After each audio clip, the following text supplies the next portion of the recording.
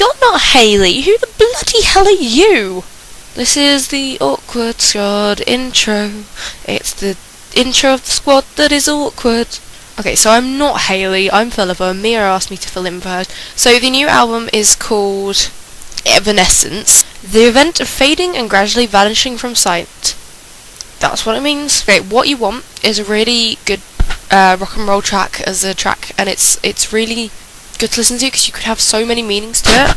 And there's a line in it that I think is really, really iconic, and that I feel if I ever got a tattoo, it would probably be this lyric, and it's, "Hello, remember me, I'm everything you can't control."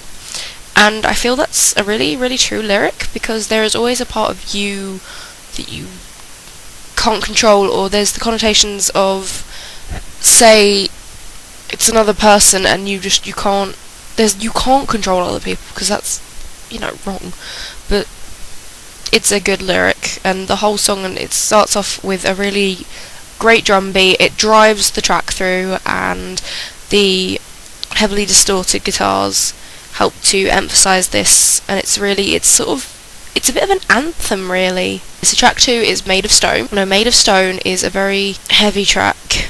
Feels to me like a song that says, I've had enough, this is it, I'm all out of love for you, I can't keep doing this. Right, this third track is called The Change. In this one you've got Can You Hear Me, Can You Hear Me, and it's really, the whole album is just a brilliant fusion of strings and keys and these beautiful just guitar riffs of so much distortion, but they're so good. My Heart Is Broken, that actually reminds me of a song from their second album called Weight of the World, and I don't know why. I think it might be in the same key, or it just has the same feel. I feel like these tracks go together. And My Heart Is Broken is actually a personal favourite of mine. This one's really operatic. It's big, it's bold, but it's not an anthem because it's not quite driven forward by the drums in the same way. Amy's voice, through a lot of it, has a lot of reverb and compression. You get reverb and compression on every singer's vocals always, but on this it's got extra, it's got echo, it's like you're in a church, it's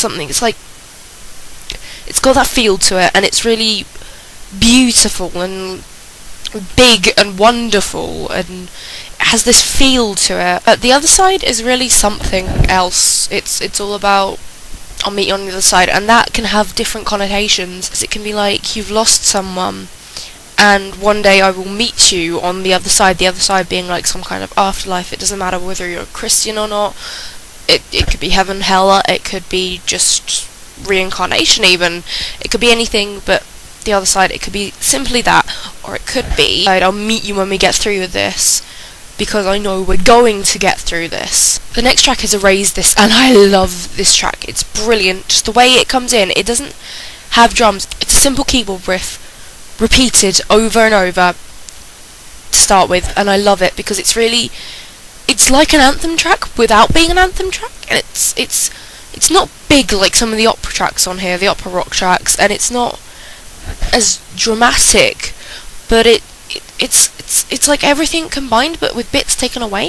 It's one of those tracks that just goes bam in your face. It's really beautiful. It's not beautiful in a it's so gorgeous way. It's beautiful in a rugged, destroyed way, really.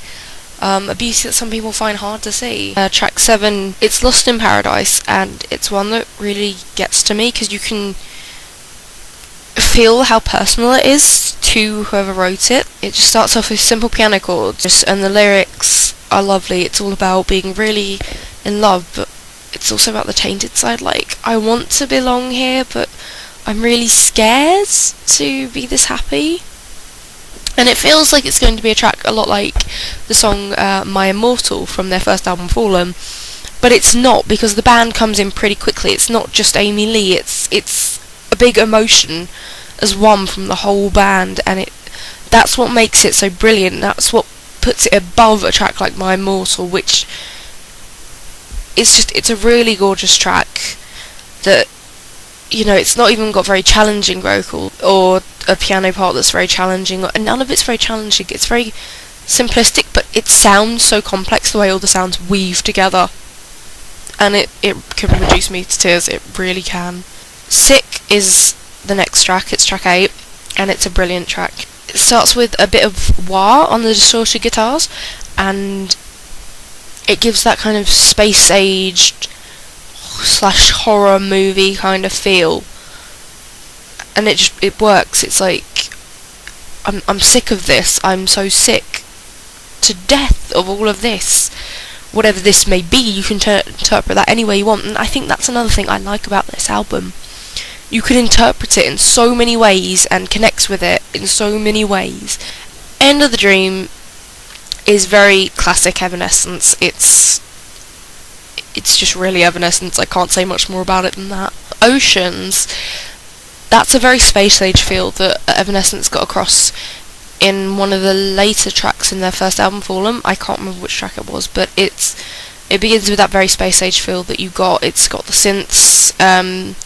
It's a guitar run through a synth, a distorted guitar run through a synth, and it's just it's got a really nice feel to it. It's just Amy's voice is very powerful. It punches out the lines in this one, and it's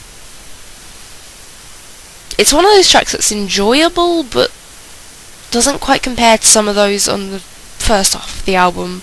Never Go Back is a very pacey track. It's very in your face. It's again a very Evanescence-y song. It's what they sound like before, with a little bit of this new sound mixed in, and it's just a very in your face, punchy track.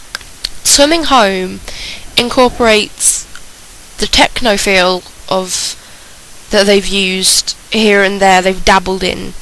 It incorporates the new Evanescence sound, which I think is really part of the drums that's making this band sound different. It's the different drumming, but it's also got elements of like their first album in it, which is very gothic rock. It's just a perfect way to round off the album, really. So overall, I feel like this album, it's a very powerful opera rock album, and it's moved slightly away from the whole gothic rock feel, which they kind of created, and it's become less of a way of just conveying Amy Lee's voice.